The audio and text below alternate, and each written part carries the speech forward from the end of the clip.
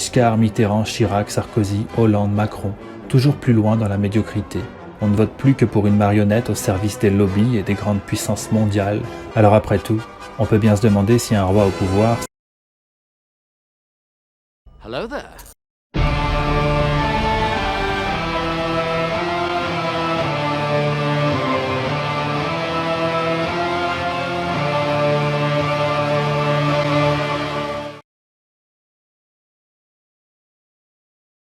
Salut YouTube, aujourd'hui nous allons faire une courte réponse à la vidéo de Modin Malin sur la monarchie. Nous allons expliquer pourquoi ce système n'est en rien un gage de stabilité. C'est parti. Je crois qu'il serait temps, messieurs, de tenir le langage du bon sens. Si le peuple est malade, mettre au pouvoir un tyran déconnecté de la réalité qui va s'arroser lui et ses copains de l'argent de l'État ne va pas le guérir.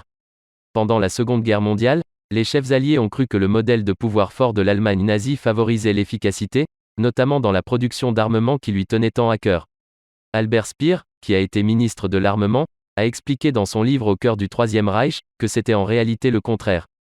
La dictature est un boulet car elle s'est déconnectée de la base, s'oppose à l'initiative personnelle des gens qui comptent vraiment, favorise la corruption et l'inefficacité. Les pays les plus corrompus sont des dictatures, et les moins corrompus sont des démocraties.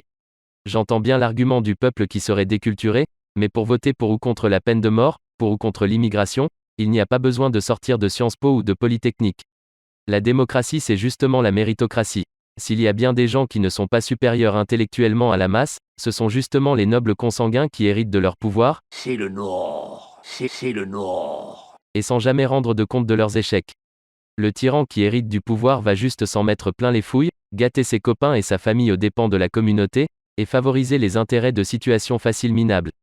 Sans compter que tous les fondateurs de dynasties ont bâti leur héritage sur la guerre et la conquête, et leurs descendants se sont maintenus par la terreur et le massacre. C'est ainsi qu'ils ont étendu leur domaine également. Le peuple peut changer d'avis, comme il l'a fait en Italie et en Suède. La dictature en plus de ne pas être tolérée amènerait à la catastrophe, comme à chaque fois. Raison pour laquelle la démocratie a triomphé dans tous les pays monarchiques occidentaux en partant de zéro. Si la monarchie était le meilleur système pour l'Occident, celui-ci en serait toujours constellé. En fait, c'est un modèle profondément inepte et inefficace. Sans même parler de son injustice. Admettons qu'on fasse comme le désirent les royalistes, et qu'on remette Louis XX de Bourbon sur le trône de France. Si celui-ci commence à faire une politique d'extrême gauche, et en ignorant tous les souhaits de son peuple, comment comptez-vous rattraper votre erreur?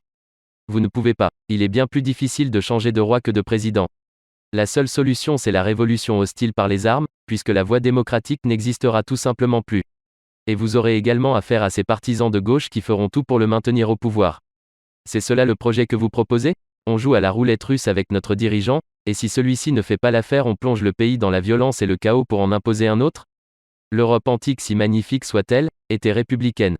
La démocratie athénienne sous Périclès et la République romaine, furent les meilleurs exemples d'union et de stabilité politique.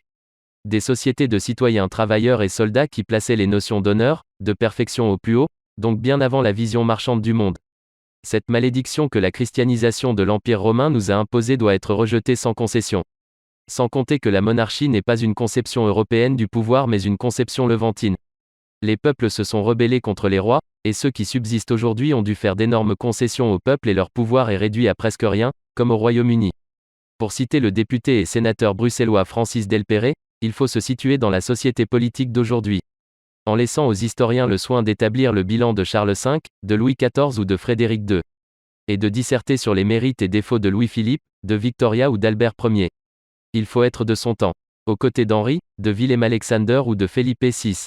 Non seulement parce qu'il ne sert à rien de cultiver la nostalgie, mais parce que la société dans laquelle ceux-ci sont à l'œuvre n'est plus celle de leurs prédécesseurs, si prestigieux soit-il. Il y a beaucoup de gens qui reprochent à notre République de faire du président le roi de la République.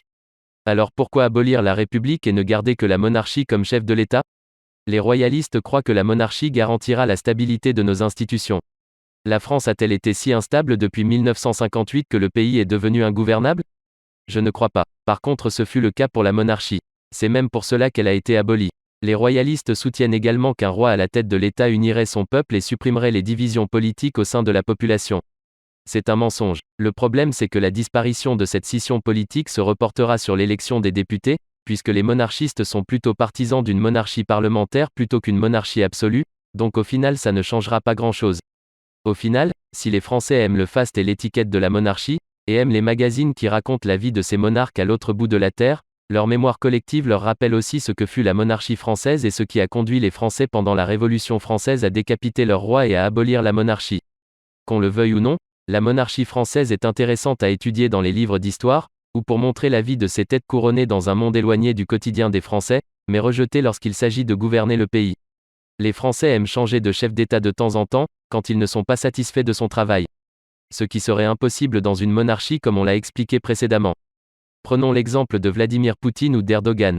Ce sont les deux exemples grandeur nature qui montrent que personne ne devrait conserver le pouvoir aussi longtemps. Plus on gouverne longtemps, et plus on est susceptible de commettre des erreurs irréparables, menaçant la stabilité du monde tout entier. Même quand ils trahissent leur propre peuple, ils sont impossibles à déloger tellement ils sont ancrés dans les racines du pouvoir. Tout le monde a pu constater la dégénérescence de Vladimir Poutine. Ils ont également vu la dégénérescence des monarchies européennes comme en Grande-Bretagne, où la reine s'accrochait au pouvoir comme le sparadrap sur la casquette du capitaine Haddock, pour des raisons que même ses sujets les plus loyaux ne comprenaient plus.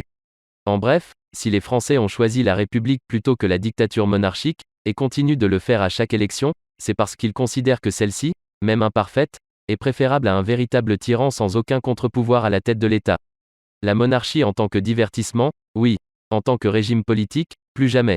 C'est sur ces mots que je vais conclure cette vidéo, j'espère qu'elle vous aura plu, merci de m'avoir écouté jusqu'au bout, portez-vous bien, je vous dis à la prochaine, et à bientôt.